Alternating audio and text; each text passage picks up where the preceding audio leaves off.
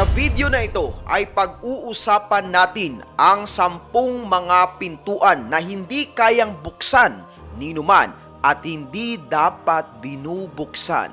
Well, ano-ano nga ba ang mga dahilan kung bakit? Gusto mong malaman ang buong kwento? Tara, pag-usapan natin yan.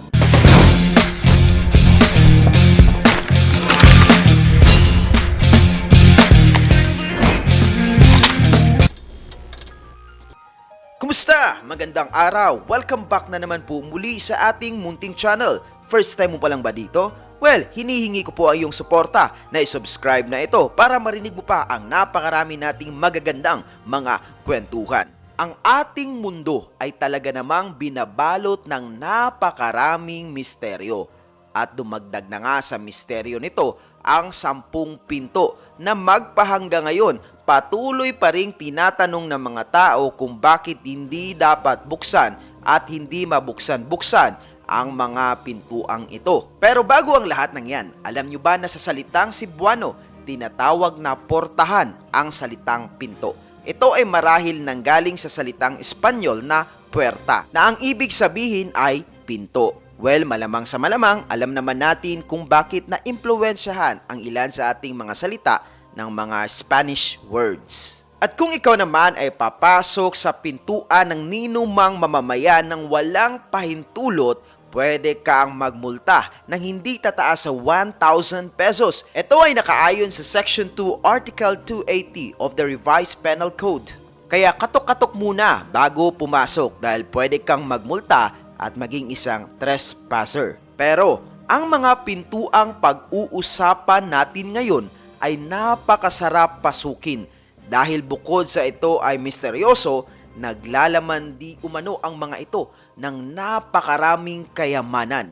Well, bukod sa kayamanan ay nakaabang din ang peligro dahil marami di umanong malalaking ahas at ilan pang mga nakakatakot na nilalang sa loob ng mga pintuang ito. Well, kung matapang ka at excited ka na makita, ano pang inaantay mo? Tara! At bisitahin na natin. Una sa ating listahan ay ang napakagandang templong ito na matatagpuan sa Kerala, India. Ito ay ginawa noong 6th to 16th century sa pamumuno ng Kings of the Travancore royal family. Kung papasukin mo ang underground ng templong ito, makikita mo doon ang 6 na sinelyuhang mga pintuan.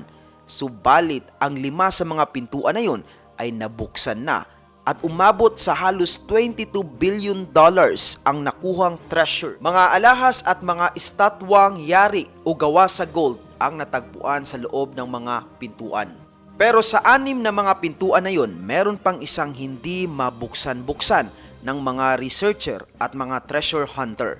Ito ang tinatawag nilang Bartacon Calara.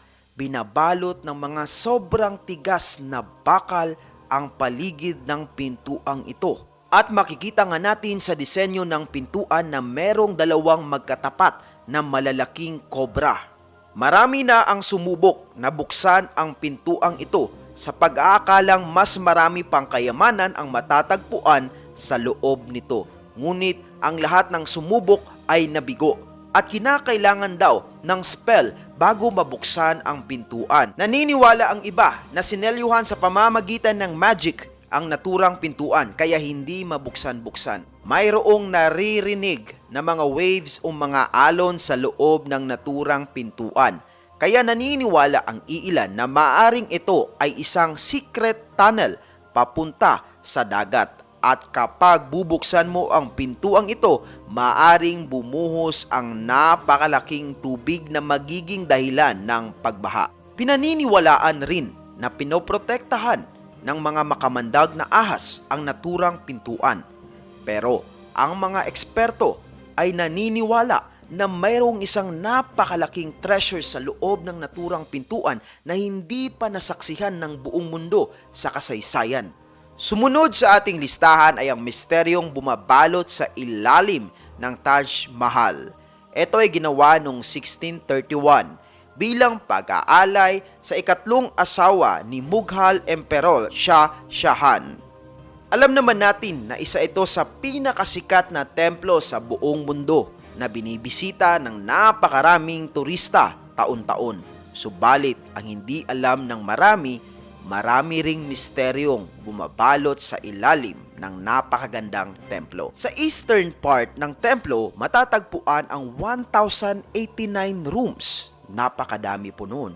Pero ang hindi alam ng marami, meron pang mga kwarto sa ilalim ng 1,089 rooms na ito na hindi pinapakita sa publiko. At meron pang di umano'y mga hidden floors sa itaas ng libingan ng ikatlong asawa ng emperor na si Mumtaz Mahal. At naniniwala ang marami na ang mga sinelyuhang kwarto ay naglalaman ng mga matitinding kayamanan. Naniniwala naman ang iilan na hindi nagustuhan ng emperor ang design ng mga kwartong iyon.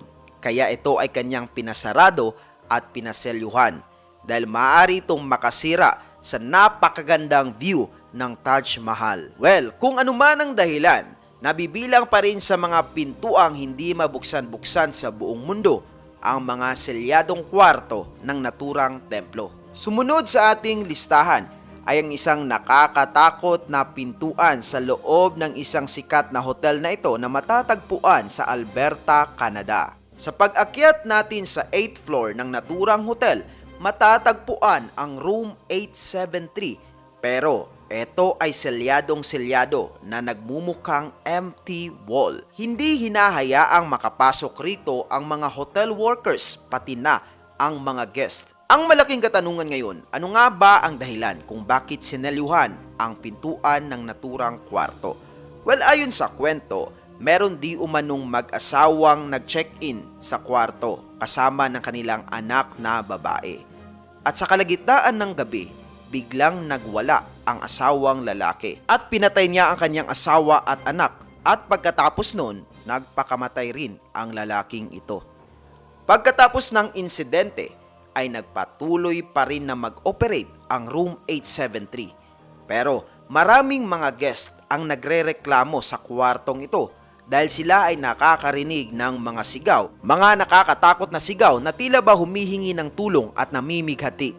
At dagdag pa niyan, ang mga duguang kamay na bumabakat sa mga wall ng naturang kwarto. At dahil maraming mga guest ang nagrereklamo sa may-ari ng hotel hinggil sa kanilang naranasan sa room 837, nagdesisyon na ang may-ari na selyuhan at ipasarado na ang naturang kwarto.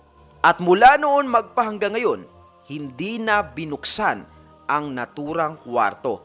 Kaya ito ay nabibilang sa 10 sa mga hindi mabuksan-buksan na pintuan sa buong mundo. Well, itutuloy natin ang hiwaga ng mga pintuan at ang ating takutan sa istoryang ito sa susunod na kabanata. And I think that's all for today's vlog. Para sa marami pang konspirasiya, kakaibang kwento, political issue at mga reaksyon, patuloy lang na tumutok dito. Ako po si Evad PUP. Mabuhay ang bansang Pilipinas. Peace out! Boom!